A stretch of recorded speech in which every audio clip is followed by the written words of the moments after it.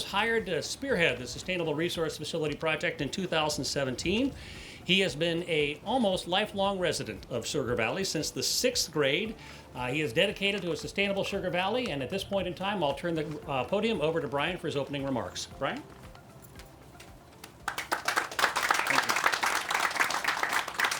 Thank you, Charlie, and thank you all for coming to celebrate the groundbreaking of our Sustainable Resources Facility. It certainly has been a long time coming. We've been working on this day since 2015, and we're happy today to be finally breaking ground on this very significant project. We believe the Sustainable Resources Facility, or the SRF as it's called, once completed, is the most meaningful improvement we can make to the Sugar Valley community, the company, and the overall environment. The Nicholas Meat Plant, which employs more than 350 people, has been in Loganton for more than 30 years. The Nicholas family has called this area their home for more than 200 years. And I, just like many I see here today, am proud to call myself a resident of Sugar Valley. When I'm not working,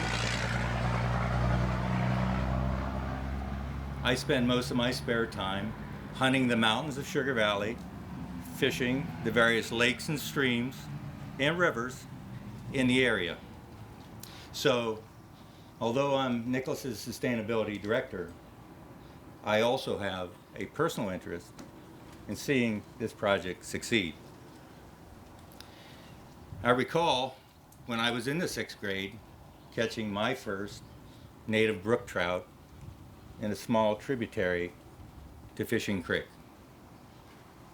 I also, many years later, was able to witness my 3 boys do the same. So I want to ensure that generations to come have that same opportunity.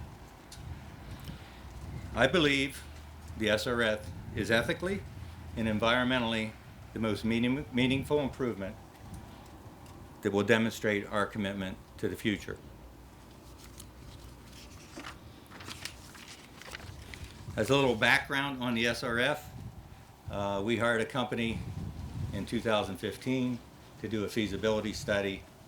In 2017, when that feasibility study was complete, we started meeting with various technology providers, and we challenged those providers to look at our waste streams, find ways that we could better manage those waste streams, ways that we could recycle components from our waste stream, and also ways that we could just generally be more sustainable as a company.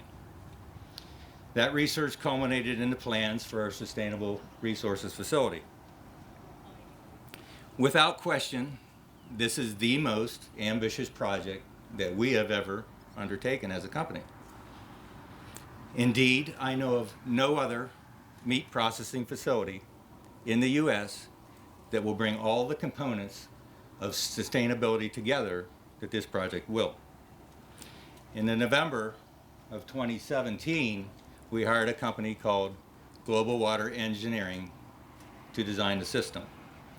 For more than 40 years, Global Water Engineering has created and implemented green energy solutions for companies in the paper, pulp, food and beverage industries. GW&E also has one of the most extensive technology portfolios in the industry. Every day, GW&E is helping companies like Nicholas become more sustainable and find ways of producing renewable energy. And I would also like to say, in addition to GW&E, there has been 14 additional environmental and consulting firms who have worked on this project to get us to this point today. So what is the SRF? Well, in short, it's an environmental, comprehensive and innovative environmental solution. It will allow our company to reuse water, reduce our dependence on land application, manage odor, and generate green energy in the form of biogas. The SRF features award-winning waste-to-energy technology in an advanced wastewater treatment facility. This means we will be reducing our carbon footprint and decreasing our dependence on fossil fuels. Breaking it down, we will create renewable energy, capture greenhouse gases and odors, reduce our water demand, and create nutrient-rich fertilizer, all while reducing truck traffic. Through a process called anaerobic digestion, we will generate and capture biogas that we will use to heat and power boilers that will heat our process water in the plant. The nutrient-rich solids that will come from that anaerobic digestion will be land applied, although because we are removing the water from that waste stream, the amount of land application will be dramatically reduced. And by reducing the amount of land application, we will also significantly reduce the amount of truck traffic, which is also good for the environment. The advanced wastewater treatment system will allow us to maximize reuse of the water that we currently withdraw from the Sugar Valley Aquifer. The treatment process is very similar to what you see in a municipal treatment facility, and it relies on biological nutrient removal. In fact, when the system is fully operational, it will remove over 1,800 pounds per day of nitrogen, and that's very good for the environment. Underground piping will convey waste streams. It's going to come right through kind of where you're sitting. We'll convey waste streams from the meat processing plant to the treatment facility and treated water back to the facility. Again, the goal to reduce truck traffic. Any solids that cannot be pumped in pipes will continue to be trucked to the treatment facility and will be received in a reception building that is enclosed and has a negative airflow and will direct those odorous gases through an odor treatment system. So site work is underway. It will continue through the summer. The entire construction process will take an estimated 24 months. We encourage anyone who wants to stay informed about the progress as we move along. Please visit our website, nicholasmead.com, and you can sign up for periodic updates. Additionally, we'll be posting updates on our social media through our Facebook and Twitter pages. In addition to the SRF, a new conservation area will be developed by Nicholas Mead as compensation for riparian forested buffer and watercourse impacts on site. This new conservation area will be more than 12 acres, and it will be located about 12.5 miles northwest of here in the 100-year floodway of the Bald Eagle Creek. Once completed, it will be home to 2,500 native trees and native grasses and will provide an area for many forms of wildlife, birds, and will also help to protect that stream because those trees will provide a filtering effect of any pollutants that would currently wash into the stream. So as you can see, the SRF is much more than a wastewater treatment facility. It really helps Nicholas Meat set the standard for sustainability throughout the meat processing industry and demonstrates our dedication to a sustainable Sugar Valley. Nicholas Mead is committed to this project principally because it's the right thing to do. We're also committed to it financially. This is a significant investment from the company with an estimated cost of more than $50 million, all of which will be funded by company money and no public money, grants, or incentives are being used for the project. Once again, I want to say thank you to all of you who are here today. Thank you to the numerous consultants who have helped us in the project development, and the community and state leaders who have played important roles asking us those tough questions in reviewing and approving the various reports and documents that allows us to start construction, which begins with this groundbreaking ceremony. Now, before I wrap up, I would like to recognize someone who's in the group today, and you may not know her, but I would like to recognize her because she represents the future of agriculture in Pennsylvania. So her name is Olivia Klester, and I'd like Olivia to stand if she would. Olivia is a student at Sugar Valley, our very own Sugar Valley Rural Charter School right here in Loganton. She's an outstanding young person who is passionate about agriculture. In fact, she recently was honored with the state title of Pennsylvania Junior Miss Agriculture USA, and will be competing nationally in June in Ohio.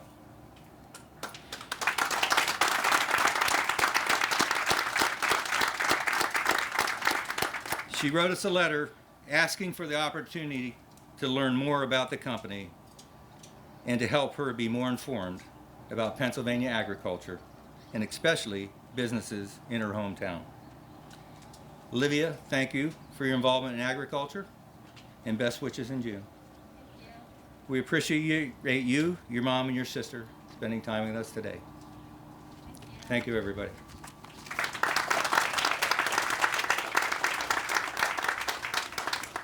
Thank you, Brian. We appreciate the overview of the project very much. If you're interested in more information, as Brian mentioned, you can always go to the Nicholas Meats website, where you will see updates on the project over the next 24 months.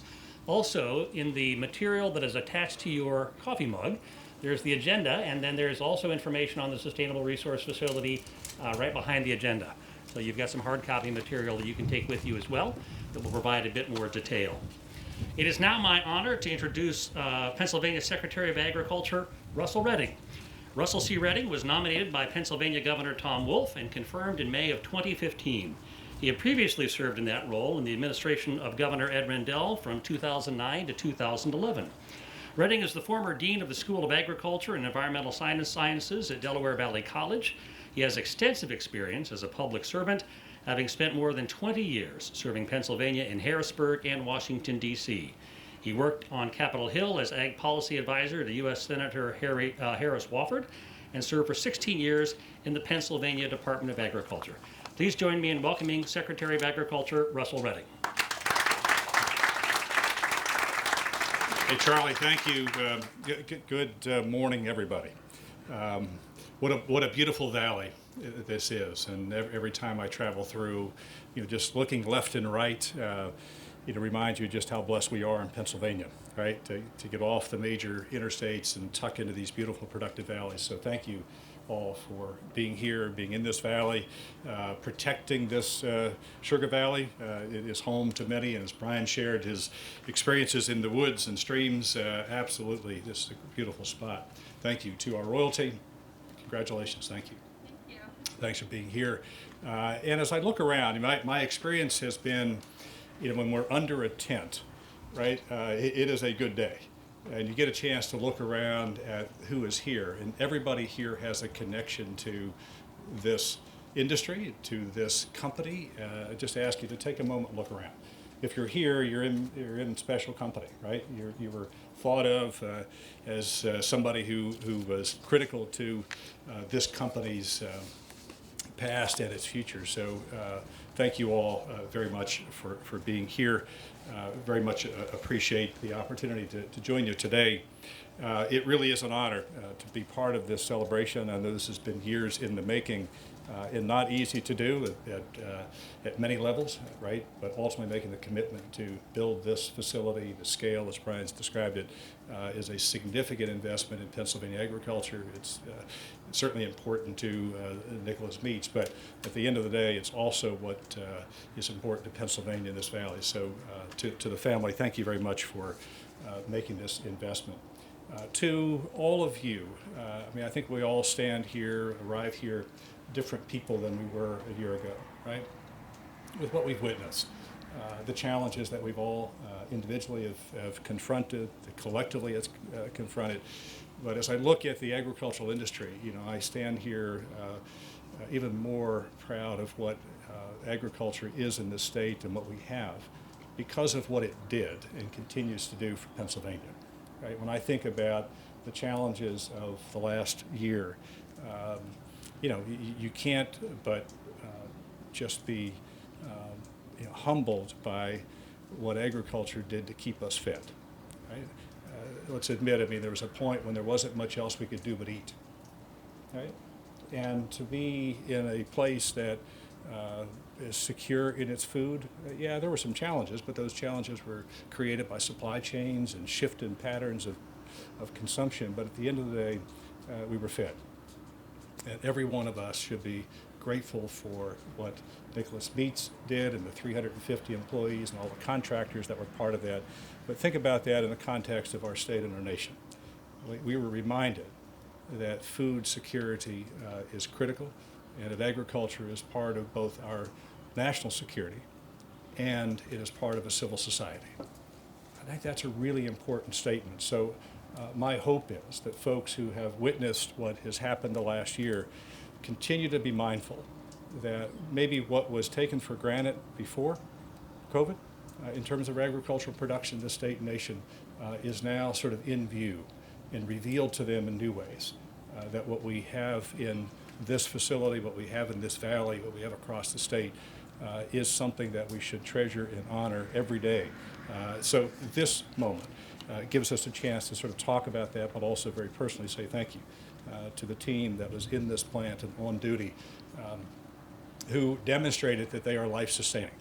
Right? I've used that term, and I think even pre-pandemic, but to look at it today as life-sustaining, I think we all are reminded of just how important that is. To our elected leaders, listen, we could not do this without all of you, from our township and our county commissioners to our representatives in the House and Senate and Congress.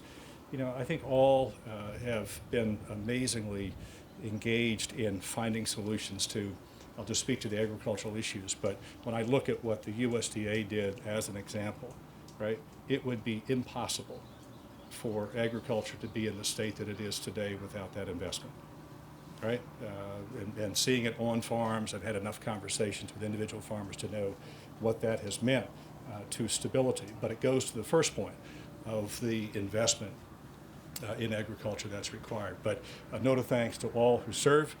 And certainly want to say thank you to those who are in public service for that public service. That is not easy to do. As we know, everyone's got an opinion. And it's challenging sometimes to sort our way through that. But a note to each of you for that service that you provide and the support that you provide to agriculture as well. You know, agriculture has persevered to meet the challenges. I mean, I look at what we have confronted, not just in the last year, but think about the marketplace, how responsive it has been. To each of you, thank you very much for that. We have learned sort of firsthand those lessons of the importance of agriculture, but also lessons about how complex the food system is, right? And how vulnerable it is, but also how well choreographed the system is. So when this plant schedules out to take cattle, and they schedule employees, and they schedule supply chains, not easy to do, but that's all part of this choreographed system that we have in production agriculture. And when was the last time it disappointed you? I often think about it. It hasn't disappointed me recently, right? And I think that's something that we should all just take a moment and say thank you to agriculture for. But we also know that we need all sizes of agriculture in this state. We need all sizes of processors in this state to feed all sizes of communities in this state. And that takes a lot of people in this industry doing the right things. But it won't happen, hasn't happened, without a lot of coordination and a lot of investment by a lot of people. Right? It's not going to stay here just because you and I like it. It'll stay here if companies say, this is where I'm rooted, and this is what I want to do, and I'll make that investment, right? I think that's important to recognize that is part of our commitment here today and why it is so important. That was the mindset of what went into and continues to go into a lot of the work in the Department of Agriculture. I mean, some of you know of our recent work with the Fox School of Business and eConsult and Team Pennsylvania Foundation that looked at the economic impact of agriculture in the state, right? It is $132.5 billion annually impact. 18% of Pennsylvania's gross state economy is agriculture in the food system. And importantly, just as it is here in the Sugar Valley, you know, the 590,000 jobs that are attached to food and agriculture. That's a significant piece of Pennsylvania's economy, and again, worth celebrating. It was on that basis that we took some critical steps with the governor several years ago, and again, just say thank you to our state representatives who supported it in partnership with the governor to pass the only state-level farm bill in the nation.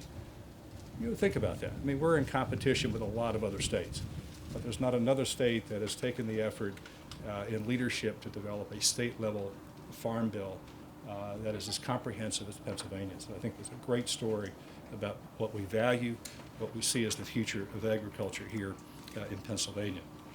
We can talk to the benefits of the beef industry. As I look around, there are those who live it, who know it, who know the significance of that. We've got over 13,000 beef farms in Pennsylvania, nearly 40,000 jobs directly attached to the beef industry in the state, and production and processing, distribution, but also you know, just about $9 billion of economic impact in that sector alone. So what you're doing here is incredibly important, and why the investments, I think, are you know, both a statement of what this company values in the community, but also what is good for Pennsylvania as well. I won't dwell on the farm bill, but just to say that investment was predicated on sort of the economic impact and significance of it, but it was also predicated on the need to make critical investments. And we've all talked about the workforce, right? There's probably not a bigger challenge outside maybe the environmental issues and, you know, the environmental of the business than trying to find a workforce, right? But we talk about it, but who's going to be inspired to do this, right? You've got to reach into the classrooms, you've got to reach across the state and talk about what the jobs are in agriculture, what they look like, who are they, what do we need. So the Farm Bill spoke to the workforce needs. It also addressed the conservation needs, and making sure that we were making the right investments at farm level. As you look across this valley, the importance of this land and the stewardship of this land, making sure we protect that. It's also investing in meat processing and small meat processors. Again, we recognized that some years ago, but the last year when you see this rush of society, you know, to the farm to table and local buying, right? You've got to have the capacity local to do that. So there are many, many benefits to the Farm Bill, and I'm proud of that investment. But I'm also proud of the partnership through the House and the Senate, bipartisan, bicameral, to pull that together and make it work. So for 30 years, this company's been here. I'm proud of you know, standing here with you today to celebrate that. But we also know that what we're really celebrating today is not the past; it's the future, and the investment that's being made by Nicholas Meats and the family to ensure that.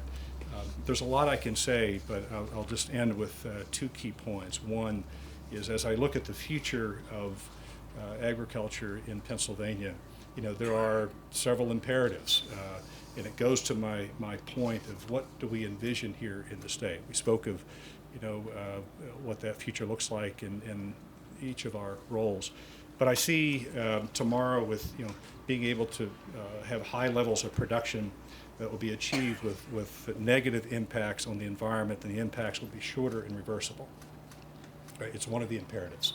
The high quality produce and animal proteins will be available with reduced and manageable risk for food safety pathogens or chemical adulterants. A wide variety of products being available, enabling consumers to select healthy foods and create varied and interesting diets. Right? These are imperatives. And most importantly, and I think to the point of the past year, that our productivity and sustainability are enough that the U.S. food system can share abundance with others who are less fortunate here and around the world. Right? We speak of the needs of our society. We saw it this past year. We saw it in our own communities and churches, how important it is to have food security. We took it for granted prior. We should no longer do that. Right? It also requires us to have a production system that responds to that need. And you can't have a charitable food system without a food system that's charitable. It doesn't work. So making sure that our production capacity is sufficient, making sure that we make the right investments from the state standpoint, that we're looking at research, we're being progressive, is important. And Brian touched on this, the second point, just about the environment. Right? There isn't a business conversation today that doesn't have the workforce component, but the other sustainability.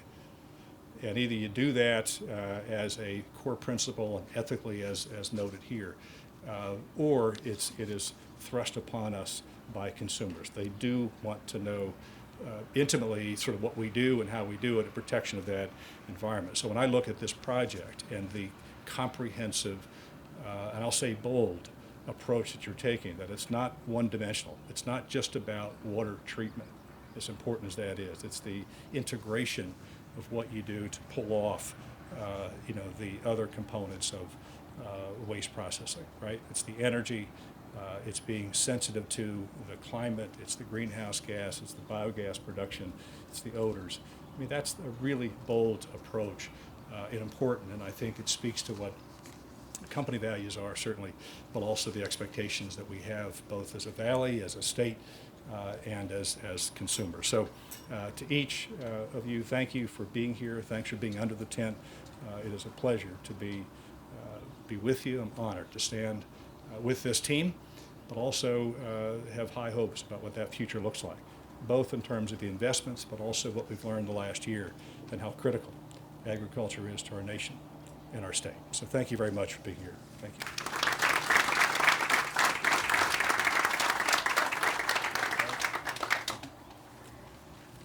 Thank you, Secretary Redding, for your remarks and for your service. Both are very much appreciated. It is now my pleasure to introduce U.S. Congressman Fred Keller. Congressman Keller is currently serving his second term in Congress after being elected in a special election to fill the unexpired term of Congressman Tom Marino. Prior to Congress, Fred served 5 terms in the Pennsylvania House of Representatives, where he developed a proven record of working hard to grow Pennsylvania's economy and attract jobs, standing up for taxpayers, promoting agriculture, and tirelessly supporting local families and businesses. Please join me in welcoming Congressman Fred Keller.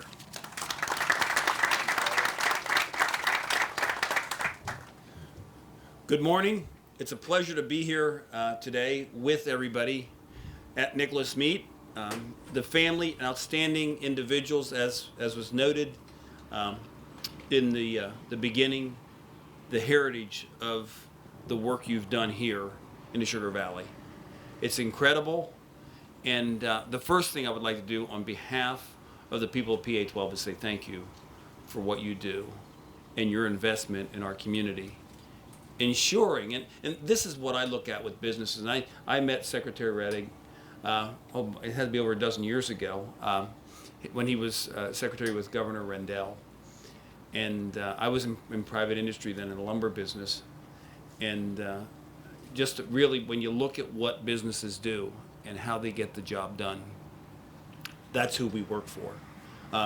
So thank you, Mr. Secretary. I would like to thank the Clinton County Commissioners. I saw they were all here today, and I appreciate the work you do, making sure that the people of Clinton County are represented well and their resources are put to good work. So thank you for that, Commissioners. Township officials, the thing I'll say about township officials, I think we can learn a lot in all levels of government. They get so much done with very limited resources and do it very well and serve people, making sure our communities thrive.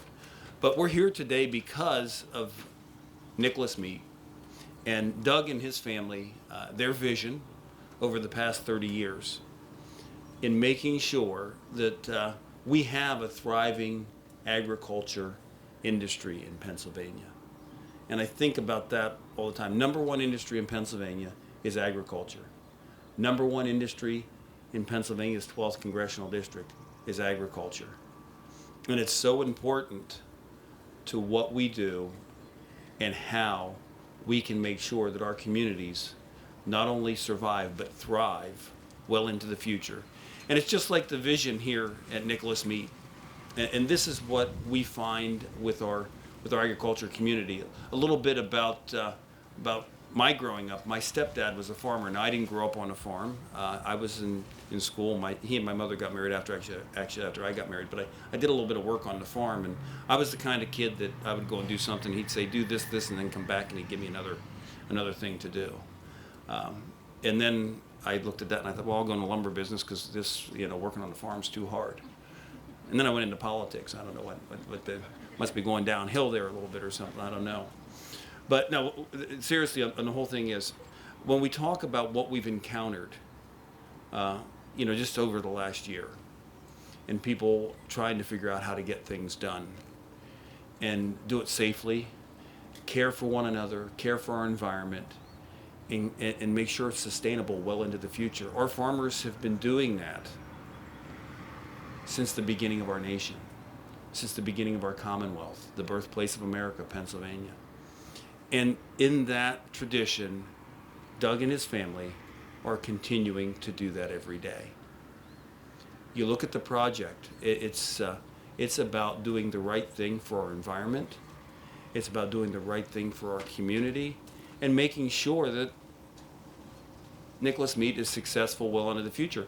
And I mention that because it's not just Doug and the people here, and I appreciate everybody being here today, but it's the people that are over there working while we're here today, celebrating this investment in our community and in our future. And I think that's the thing we need to really look at as we've looked at the last year and the challenges. And I think everybody tries to define an essential job. Well, I would think, Doug, in Nicholas Meat, every job's an essential job. And we should recognize the work that gets done every day in agriculture, in other businesses across our Commonwealth, across our nation. But these are servants. I say public servants because they're providing a public good for all of us and ensuring that we have a healthy, secure food supply chain.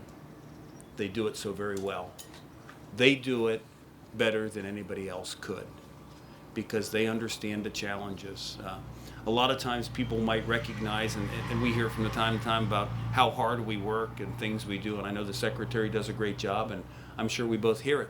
Oh, you guys work really, really hard. Well, I want people to know that we don't work any harder, or we're not any smarter than the people that we work for, which is the people of the Commonwealth of Pennsylvania. In the Secretary's case, I work for the people of PA 12, but in also a greater sense, the people of Pennsylvania in public policy, making sure that government is responsive to your needs. And Doug and his family have made an investment here over the past 30 years that has really been beneficial to our community, to Sugar Valley, to the entire county, to the Commonwealth, and to our nation. Because without the vision of the Nicholas family, we wouldn't be here today. We wouldn't have 350 people going to work every day, providing the sustainable food that we rely upon. Those things wouldn't be happening. It's not anything government does. It's what you do. It's what your families do. And it's what our business owners like Doug and his family do every day. And that's really what makes it special to be here and be part of what's going on to celebrate the beginning of this sustainable project and the vision that Nicholas Meat has. And when you look at that vision, and a lot of times you hear it, the biggest thing that I can say is, and we were able to join Doug on a tour about a little more than a year ago before COVID, or actually I think it was right at the beginning of COVID. Time flies when we're having so much fun being out to be able to visit people and see what's going on. But we're able to go in and see the work that gets done right here across the street. And it's really outstanding. It's things that you don't think about in your everyday life. And as somebody that's elected to work on behalf of the people of PA 12, it's really a great honor to be here, be back and see the next stage in the plans of what they're doing. Mike works with businesses all across Clinton County, and I just really appreciate what you do on behalf of making sure everybody's connected to the resources they need. I see, there's Chris Hers here from Penn Ag and some other people. It's really a team effort if we're going to get this right. And the lesson that we in government can learn about a team effort is looking at the team here at Nicholas Meat and how they worked to take this vision of sustainability, for the environment, for our food chain, for the people that work here, how their team did this and put it together. And what an investment. $50 million of their money invested in here because they care that much. And that's the biggest thing that I look at when I look at our employers and the people that work on their teams. They care about one another. You know, when we were here with Doug, and whenever we talk to him, he's talking about the people that come and are part of his team. You know, they really care about him. And that's one thing that we need to make, that's a story we need to tell. Because I think sometimes too often that gets lost in everything that happens in business and in government. The fact that they really care deeply about the people that come and support the goals that their company has put forward. They do a good job of it every day. And the employees that work here really care about Doug and his family and making sure that that goal happens. Because they know they're working they work here, they process our food, they work in agriculture, but they work for the consumer. And they want to make sure they do the best job they can. And so does Nicholas Meat. So, no, it's really a pleasure to be here today and celebrate in this next chapter of what's going to happen here in the Sugar Valley, the sustainability, the progress, and I say again, thank you to Doug and his family and the team that's over here working across the street for all you do to make Pennsylvania's 12th Congressional District, our Commonwealth, and our nation a better place. Thanks.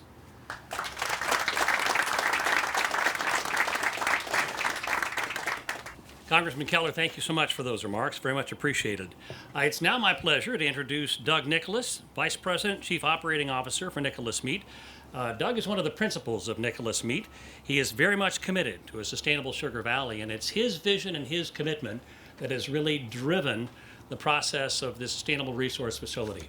So with that, please join me in welcoming Doug Nicholas.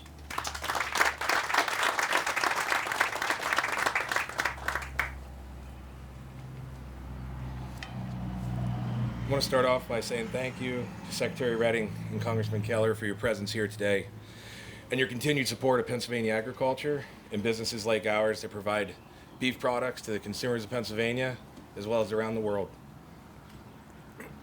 We're honored to have you here today. I also want to thank everyone here for coming today and for those that will be sharing additional remarks in a moment. Michelle McCain, Mike Flanagan, and Chris Painter. Thank you very much. On behalf of our family, I want to share my appreciation to the community, our staff, our contractors, our consultants, the local leaders, and elected officials that are helping make our vision become a reality, building this sustainable resource facility. Sustainability is about doing the right thing today so we can benefit and enjoy natural resources for generations to come. I think about this every day when I look at my daughter, and I think about her future in Sugar Valley and beyond.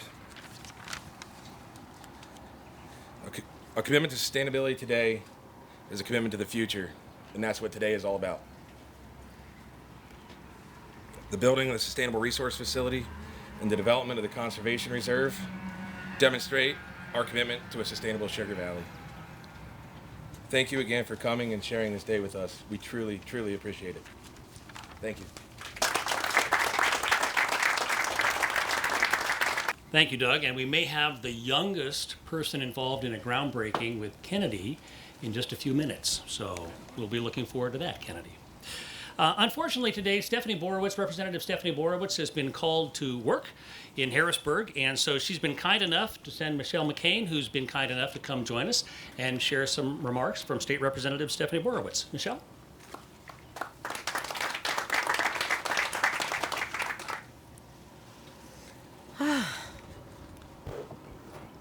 Good morning. On behalf of State Representative Stephanie Borwitz, I would like to thank you for inviting me to this important groundbreaking ceremony for Nicholas Meats Sustainable Resource Facility. As mentioned by previous speakers, a project like this takes an extraordinary amount of forethought, hard work, time, and capital. I would like to applaud the group of people who are here for the groundbreaking here today, but for wanting their reasoning to obtain a better project. Again, congratulations on reaching this landmark milestone on the road to everyone's sustainable future.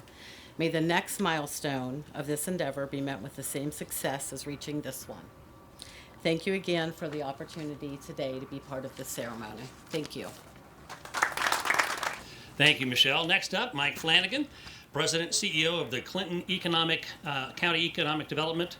The Clinton County Economic Partnership brings under one roof the Chamber of Commerce, Tourism and Visitors Bureau, and commercial and industrial development activities in Clinton County. Please join me in welcoming Mike Flanagan. Good morning. Thank you. Thanks again for inviting me. Doug, Brian, Donna, somewhere here. She's out in the back there. Thanks for inviting us over here. As mentioned, we're the Economic Development Chamber of Commerce and Tourist Promotions Agency for the county. We're based in Lock Haven. Get out of Sugar Valley as much as we can. I want to thank the Agriculture Secretary for coming in today, sir. Appreciate it. And Michelle stepping in for Stephanie. We also have Chuck Dillon from our State Senator's office, Chris Dush, coming down from the Wellsboro area. And Representative Keller, thanks again to you for all the work you do. Every time I turn around, it seems like I see Fred Keller in our county. And you have to remember, Fred Keller represents a very vast area, lots of different counties, but he always seems to be here in Clinton County when we need him and ask him. So thanks Congressman, for your help. Our commissioners are here, as mentioned before. Miles Kessinger, our board chairman, Angela Harding, and Jeff Snyder. Thank you for coming. And also like to introduce Dan Valello from the Department of Environmental Protection. Dan, thanks for coming in. Appreciate it. I know there's elected officials here today, local ones, but I want to point out one. Our mayor's here from Loganton. Thanks, Dave, for coming. Appreciate it. From right up the street here. And I believe on Monday, the Memorial Day Parade, Dave will be participating in the 75th parade, right? 75? Somewhere around there, 35. Riding that nice convertible. So, Dave, thanks again for coming and appreciate all what you do, sir. I just want to just quickly touch on a couple of things. A lot has been said about this great project here. The investment being made by the Nicholas family is incredible. There was a couple of things I remember about. Gene Nicholas called me when I literally was in my first week in my job in the early 90s, and Gene said, "Can I get a county revolving loan fund? We want to expand a little bit." And I said, "Well, Gene, I'm new on the job. I don't know too much about it." And he said, "Well, all you have to do is write out a check to me, sign it, and then give it to me. Then you go back to Lock Haven, Mike." So he made it pretty simple on how to do it. But that was a long time ago. And then what's happened out here, and I still remember talking with him, and Doug, I believe, was there when the fire happened here 16, 18 years ago, maybe longer now. And I said to Gene, I just didn't believe what I saw, and I said, "What are you going to do?" And he said, "We'll be back." That's what I remember him saying that to me, and they were back. It took a little bit of a break. I think he went over to Belleville or over Mifflin County for a little bit and rebuilt. And look what we have now across the street. Just an incredible operation. Came up from a fire and just doing a great job. And this is add to it what we're going to have here. So again, thanks for inviting me. I appreciate it. And congratulations to Nicholas Meats. And let's not forget about the employees across the street too. Thank you. Thanks, Mike. Appreciate that. And as Secretary Redding noted, it all begins with farmers. So our next and final speaker is John Painter II, Pennsylvania Farm Bureau board member and a beef and dairy farmer. John operates an organic dairy and crop farm in partnership with his two brothers. They milk 400 cows and farm 5,000 acres in Westfield, Tioga County. He previously served as Tioga Potter County Farm Bureau president, currently serves as membership chair for the county organization, The Pennsylvania Farm Bureau is the state's largest farm organization, representing farms of every size and commodity across Pennsylvania.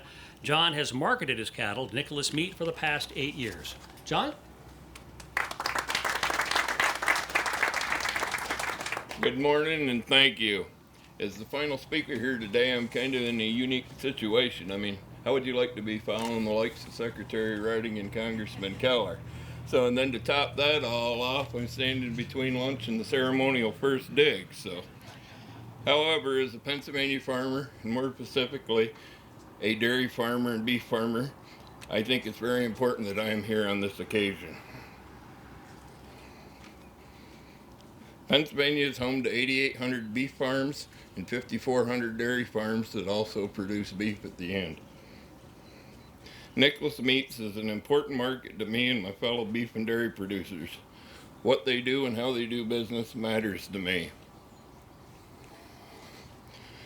Nicholas Meats enables us to bring the products of our work from our farms to nourish families like yours from across the state, the country, and even the world. As a farmer, we love the land we call home and the animals that we are entrusted to.